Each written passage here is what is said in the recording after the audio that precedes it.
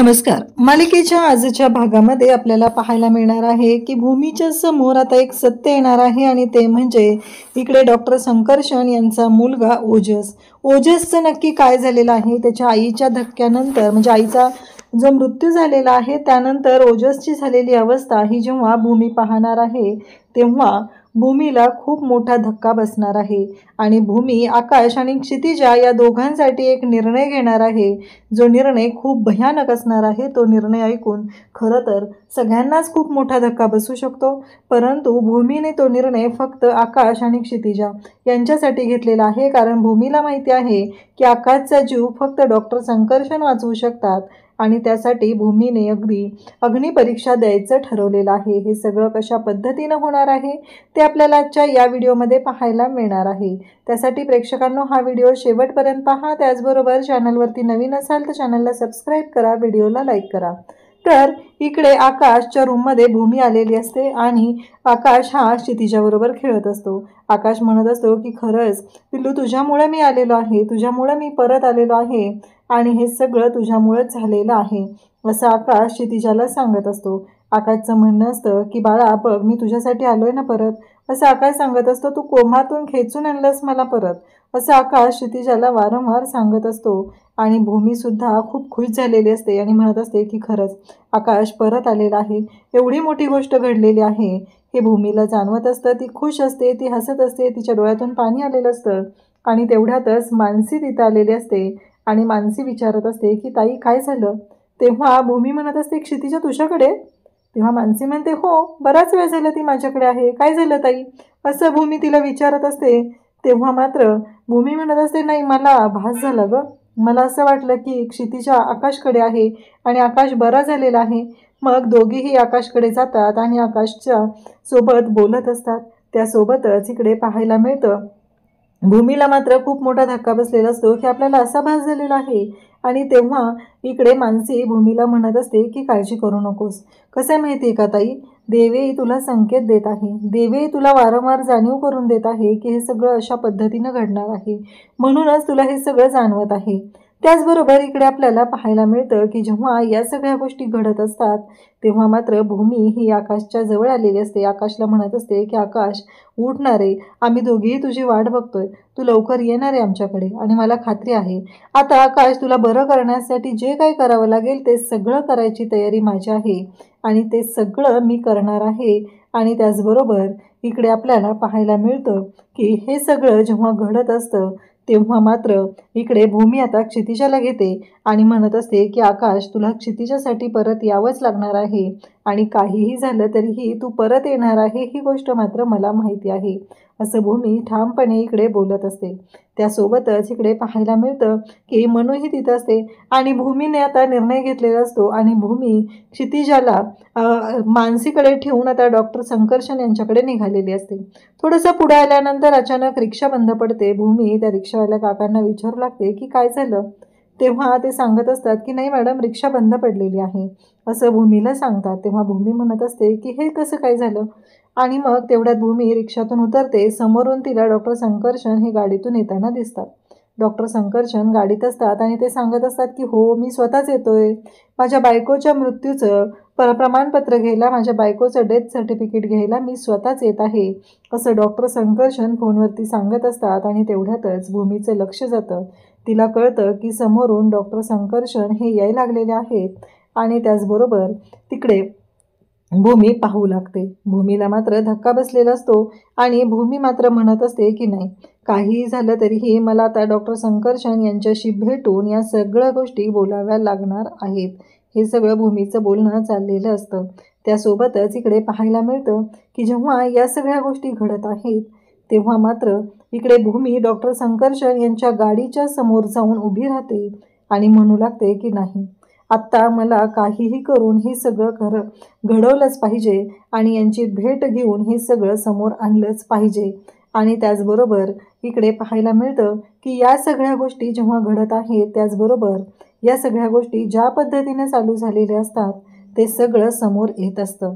भूमी doctor Sankarshan यांच्या गाडीच्या समोर उभी असते आणि डॉक्टर संकर्षण यांना गाडीतून उतरावं लागतं. ते म्हणत असतात की काय करताय तुम्ही, तुम्हाला कळतंय का हे सगळं काय चाललेलं आहे? तुम्हाला जायचंच आहे तर दुसऱ्याची गाडी पकडा ना, माझ्यासमोर काय करताय? भूमी म्हणते की मला तुमच्याशी बोलायचं आहे. माझं ऐकून घ्या आधी. माझ्या नवऱ्याकडे फक्त 24 तास उरलेले आहेत. डॉक्टर संकर्षण म्हणतात की नाही, अजिबात मला जमणार नाही, तुम्ही निघा इथून. भूमी म्हणत असते की म्हणजे तुम्ही असं वागणार आहात, माणुसकी विसरून, माणुसकी सोडून देताय तुम्ही. त्यावर भूमीला तो म्हणत असतो की हा हाताने कितीतरी लोकांचे जीव वाचवलेले आहेत. डॉक्टर म्हणत असतो की तुम्ही देवाकडे जा. भूमी म्हणते मी देवाकडेच आलेले आहे. प्रत्येक पेशंटसाठी डॉक्टर हाच देव असतो आणि म्हणूनच मी तुमच्याकडे आलेले आहे माझ्या नवऱ्याच्या आयुष्याची, जीवाची भीक मागण्यासाठी. तेव्हा डॉक्टर म्हणत असतो की नाही, मला नाही जमणार ते. भूमी म्हणत असते की तुम्ही तुमच्या कर्तव्यापासून पळ काढताय, प्लीज तुम्ही असं नका करू, असं भूमी त्याला सांगत असते. तेव्हा मात्र डॉक्टर म्हणत असतो की नाही, काहीही झालं तरीही हे सगळं जे काय आहे ना ते असंच घडणार आहे. मी अजिबात तुमची मदत करणार नाही. तुमच्यामुळं माझं काय नुकसान झाले आणि किती नुकसान झाले याची तुम्हाला जराही कल्पना नाही. हे सगळं बोलणं सुरू झालेलं असतं आणि त्यासोबतच इकडे आपल्याला पाहायला मिळतं की जेव्हा या सगळ्या गोष्टी घडत असतात आणि त्याचबरोबर भूमी म्हणत असते की नाही, मी आता शांत राहणार नाही, हे सगळं बोलणं चाललेलं असतं. तेव्हा डॉक्टर संकर्षण म्हणतो चला चला माझ्यासोबत, तुम्हाला दाखवतो की तुमच्या नवऱ्याने माझं किती मोठं नुकसान केलेलं आहे, ज्याची तुम्हाला जरासुद्धा कल्पना नाही. आणि भूमीला तो म्हणतो चला गाडीत बसा. असं म्हणत तो भूमीला गाडीत बसायला सांगतो. आता भूमीला गाडीत बसून तो घेऊन जाणार असतो, तो म्हणजे कुठे हे भूमीला माहीत नसतं. आणि या सगळ्या गोष्टी भूमी विचार करायला लागलेली असते. आणि त्याचबरोबर इकडे भूमी म्हणत असते की मला माझ्या आकाशचा जीव महत्त्वाचा आहे, माझ्या आकाशचा जीव वाचवा प्लीज, माझ्या आकाशचा जीव वाचवा. हे सगळं चालू झालेलं असतं. आणि त्याचबरोबर हे सगळं जेव्हा घडत असतं आणि त्यासोबतच इकडे पाहायला मिळतं ते म्हणजे भूमीने हात जोडलेले असतात, पण तरीही इकडे डॉक्टर ऐकायला तयार नसतो. भूमी त्याला म्हणत असते की या सगळ्या गोष्टी जेव्हा घडत आहेत तेव्हा मात्र मला आता काही करून माझ्या आकाशचा जीव वाचवायचा आहे आणि माझ्या आकाशचा जीव वाचवण्यासाठी मी काहीही करायला तयार आहे. हे सगळं भूमीने बोललेलं असतं आणि भूमीने ठरवलेलं असतं की आता अजिबात शांत राहणार नाही. आता हे सगळं अशा पद्धतीनं घडू लागलेलं असतं. त्यासोबतच इकडे पाहायला मिळतं की संकर्षण भूमीला म्हणत आहे की चला लवकर, असं म्हणत तो भूमीला घेऊन निघालेला असतो. आणि त्यासोबतच भूमी मात्र निघालेली आहे, पण भूमीच्या डोक्यामध्ये अनेक विचार सुरू झालेले आहेत. हे सगळं काय आहे? आणि त्याचबरोबर भूमीला प्रश्नही पडलेले आहेत. त्या प्रश्नांची उत्तरं भूमीला हवी आहेत. म्हणून भूमी डॉक्टर संकर्षण यांच्या गाडीत बसलेली आहे आणि त्याचबरोबर निघालेली असते. त्यासोबतच इकडे पाहायला मिळतं की जेव्हा हे सगळं घडत असतं तेव्हा मात्र आता तिला माहिती नसतं की पुढे गेल्यानंतर काय होणार आहे, कोणत्या गोष्टींचा उलगडा करायला लागणार आहे, या कोणत्याच गोष्टी माहीत नसतात.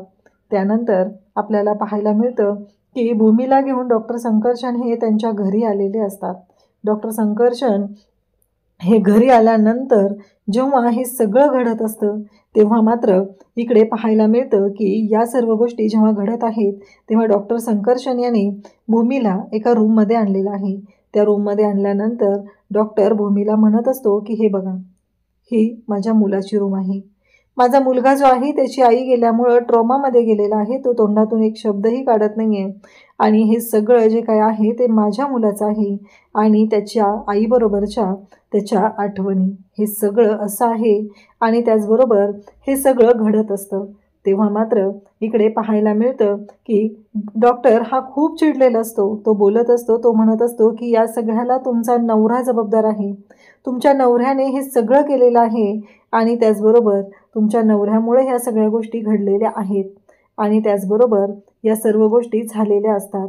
आणि त्यासोबतच इकडे पाहायला मिळतं की इकडे डॉक्टर भूमीला सांगत असतात की हे बघा, काहीही झालं तरीही या सगळ्या गोष्टी ज्या घडलेल्या आहेत याला जबाबदार तुमचा नवरा आहे, माझा मुलगा.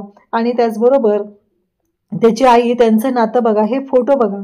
ओजस त्याच्या आईबरोबर किती खुश असायचा आणि त्याचबरोबर ओजस हे सगळं जे काही करत होता तो फक्त त्याच्या आईसाठी. त्याचं विश्व ही त्याची आई होती आणि त्यासोबतच त्याच्यासाठी त्याची आई ही खूपच महत्त्वाची होती, कारण त्याच्या आईने त्याच्यासाठी सगळं काही केलेलं होतं.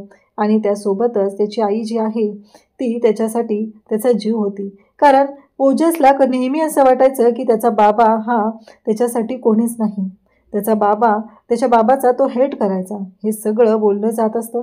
तेव्हा मात्र इकडे भूमीच्या डोळ्यात पाणी आलेलं असतं. हे सगळं ऐकल्यानंतर भूमीला प्रश्न पडलेला असतो की हे सगळं काय घडतंय. आणि त्याचबरोबर हे सगळं जेव्हा चालू झालेलं असतं तेव्हा मात्र भूमी विचार करत असते. भूमी म्हणत असते की काय आहे, कारण त्या रूममध्ये कुठेच एकही फोटो दिसत नसतो, तो म्हणजे इकडे डॉक्टरचा. तिथं सगळे फोटो जे असतात ते फक्त आणि फक्त ओजस आणि त्याच्या आईचे. तेव्हा डॉक्टर सांगत असतो की ओजस त्याच्या बाबाचा हेट करतो, कारण त्याच्या बाबाने त्याला लहानपणापासून कधीच वेळ दिलेला नाही. त्याच्या बाबाने कधीच त्याच्यासाठी वेळ दिलेला नाही, त्याच्यासाठी काहीही केलेलं नाही. आणि त्याचबरोबर या सगळ्या गोष्टी घडलेल्या असतात. त्यासोबतच इकडे पाहायला मिळतं की हे सगळं जेव्हा घडत आहे तेव्हा मात्र इकडे डॉक्टर भूमीला सांगत असतो की हे बघ, हे काय आहे, या कुठल्याही फोटोमध्ये तुला कोणी दिसतंय ते लक्षात आलेलंच असेल. या सगळ्या गोष्टी ज्या झालेल्या आहेत त्या फक्त आणि फक्त तुझ्या नवऱ्यामुळं. हा जो फोटो आहे ना, लास्ट मंथमध्ये आम्ही फिरायला गेलेलो होतो त्यावेळेचा हा फोटो आहे. आणि या फोटोमध्ये हे सगळं घडत आहे ते म्हणजे काय आहे, त्या पल्लूला वाटलं होतं का माझ्या, कारण माझ्या पल्लूला कधी असं वाटलं होतं का की तिचा हा शेवटचा फोटो असेल ओजससोबतचा? नाही. काहीही झालं तरीही आत्ता महत्त्वाची गोष्ट ही आहे की माझ्या पल्लूने कधीच विचार केला नव्हता. माझ्या पल्लूने माझ्यावर जीवापाड प्रेम केलं होतं. माझ्या आणि ओजसमधला ती एक दुवा होती. माझ्या आणि ओजससाठी तिचं सगळं काही करायची तयारी होती. आणि त्यासोबतच या सर्व गोष्टी चालू झालेल्या असतात. त्यानंतर आपल्याला पाहायला मिळतं की या सगळ्या गोष्टी जेव्हा घडत असतात तेव्हा मात्र इकडे भूमीच्या डोळ्यात पाणी आलेलं असतं. भूमी मात्र म्हणत असते की नाही, काहीही झालं तरीही हे सगळं जे घडलेलं आहे ते खूप भयानक असं असतं. भूमीलाही काळजी वाटत असते, कारण भूमी विचार करत असते की एवढ्या छोट्याशा जीवाचे किती हाल झालेले आहेत. तेव्हा मात्र इकडे डॉक्टर भूमीला म्हणत असतात की एक गोष्ट लक्षात ठेवा, काहीही झालं तरीही या सगळ्याला फक्त आणि फक्त तुमचा नवरा जबाबदार आहे, त्याच्यामुळे हे झालेलं आहे. पण भूमी मात्र हे सगळं जेव्हा बोलत असते तेव्हा भूमी म्हणत असते की नाही, हे आकाशने नाही केलेलं. आणि त्याचबरोबर आकाश या कोणत्याही गोष्टीला जबाबदार नाही. आकाशने हे केलेलं नाही आहे, तुम्हालाही माहिती आहे. आणि त्याचबरोबर या सगळ्या गोष्टी चालू झालेल्या असतात. त्यानंतर आपल्याला पाहायला मिळतं की इकडे भूमी मात्र बोलत असते, ऐकत असते. आणि डॉक्टर भूमीला सांगत असतो, हे जे फोटो आहेत, आता हे स्केच बघा, या कोणत्याच स्केचमध्ये तुम्हाला मी दिसत नाही आहे. पहिल्यांदा त्याने मला काढलेलं आहे आणि त्यानंतर इकडे या सर्व गोष्टी झालेल्या आहेत. त्याचबरोबर हे सगळं जेव्हा घडत असतं तेव्हा मात्र इकडे या सर्व गोष्टी जेव्हा घडत असतात तेव्हा तो ते फोटो दाखवत असतो आणि म्हणत असतो की हे फोटो बघा, तुमच्या लक्षात आलं असेल, याच्यामध्ये ओजसने सगळे स्केचेस काढलेले आहेत. पण त्या प्रत्येक स्केचमध्ये त्याने त्याच्या बाबाचा जो चेहरा आहे तो खोडलेला आहे. का तर त्याला त्याचा बाबा आवडत नाही. आणि आता ओजसचं असं म्हणणं आहे की त्याच्या बाबानेच त्याच्या आईचा खून केलेला आहे, कारण त्याचा बाबा हा गाडी चालवत होता आणि त्याच्या ह्या सगळ्या गोष्टीला बाबा जबाबदार आहे, म्हणून हे सगळं झालेलं आहे. तेव्हा मात्र भूमी पाहतच राहते, तिला खूप मोठा धक्का बसलेला असतो. आणि त्याचबरोबर भूमी म्हणत असते की नाही, काहीही झालं तरीही या सगळ्यातून मार्ग काढणं खूप गरजेचं आहे. हे भूमीच्याही लक्षात आलेलं असतं.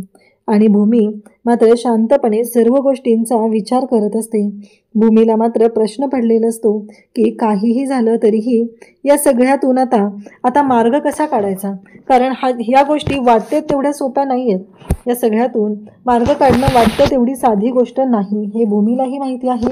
आणि त्यासोबतच भूमी मात्र म्हणत आहे की हे सगळं काय आहे, कारण काहीही झालं तरीही ज्या गोष्टी घडलेल्या आहेत त्या खूप भयानक पद्धतीने घडलेल्या असतात. आणि त्यानंतर भूमीला आता या सगळ्या गोष्टींचा सामना करावा लागत असतो.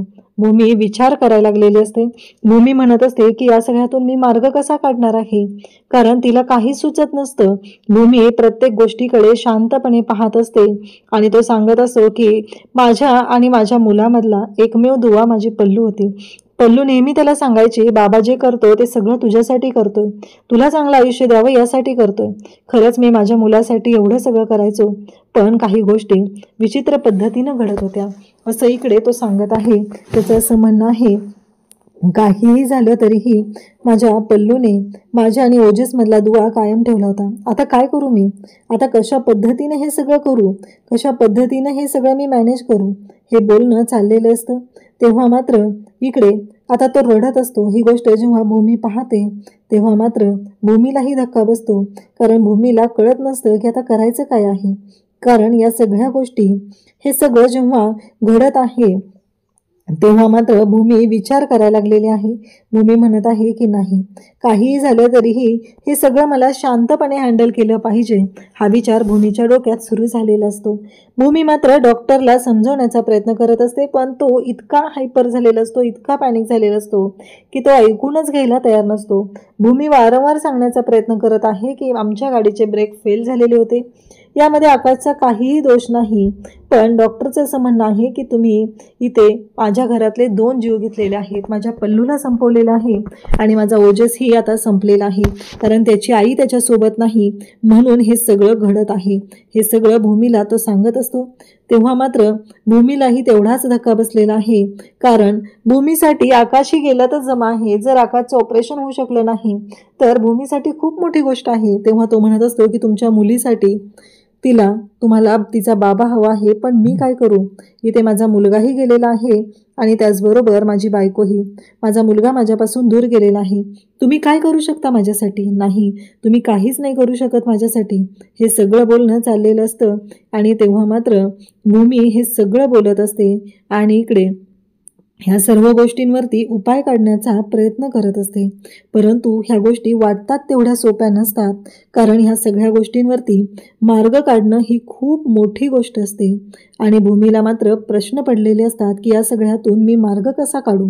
कारण हे वाटतं तेवढं सोपं नाही आहे. कारण डॉक्टर संकर्षण यांचं जे झालेलं नुकसान आहे ते खूप मोठं आहे. पण भूमीचंही तेवढंच नुकसान आज होत आहे.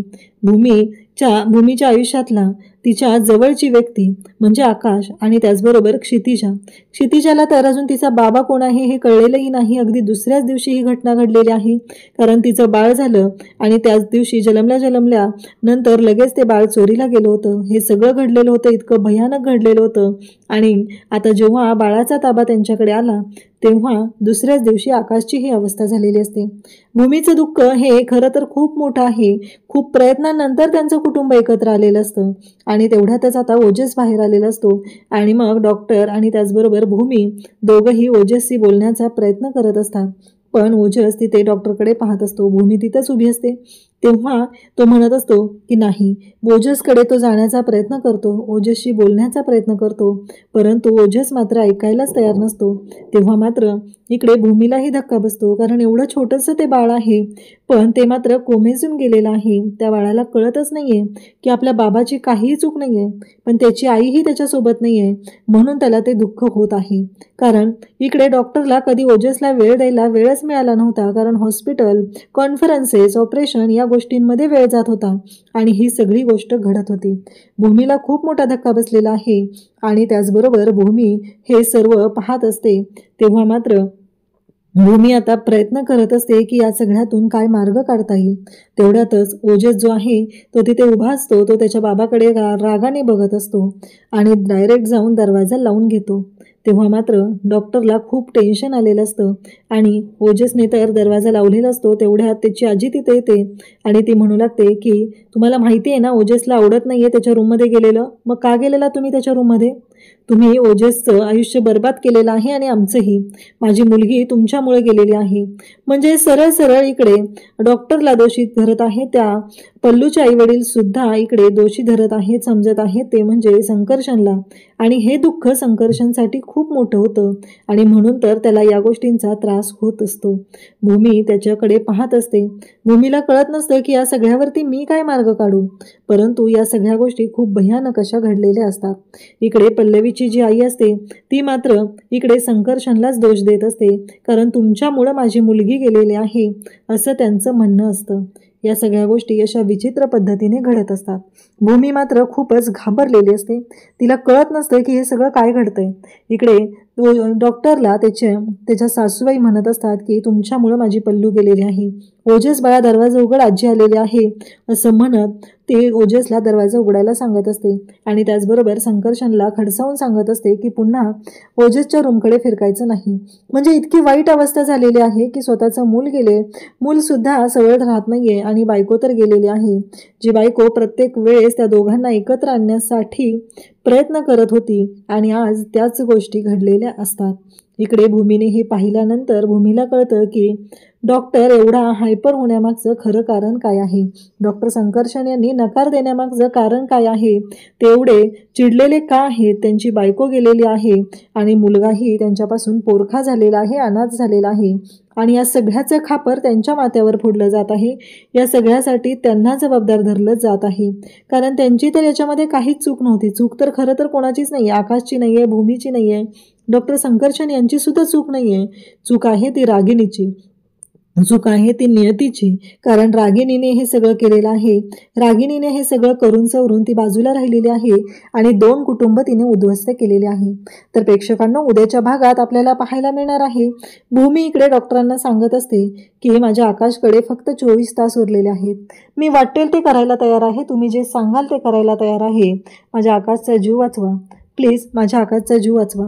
तेव्हा डॉक्टरने डिवोर्स पेपर भूमीच्या समोर ठेवलेले आहेत आणि भूमीला सांगितलेलं आहे की माझी अट तुम्हाला मान्य करावी लागेल. माझ्या मुलाची आई बनून तुम्हाला या घरात येऊन राहावं लागेल, तरच मी तुमच्यासाठी हे सगळं करायला तयार आहे. आणि तुम्ही तुमच्या नवऱ्याला आकाशला डिवोर्स द्यायचा आणि कायमचं या घरात येऊन राहायचं. हे सगळं जेव्हा बोललं जातं तेव्हा मात्र भूमीला धक्का बसलेला असतो. भूमीला कळत नसतं की आता करायचं काय, या सगळ्यातून काय मार्ग काढायचा आहे. आकाशचा जीव महत्त्वाचा आहे. आता भूमी कशा पद्धतीने ही सगळी अट मान्य करणार आहे ते मात्र आपल्याला पाहायला मिळणार आहे. त्यासाठी प्रेक्षकांनो हा व्हिडिओ शेवटपर्यंत पाहिला त्यासाठी धन्यवाद. थँक्यू.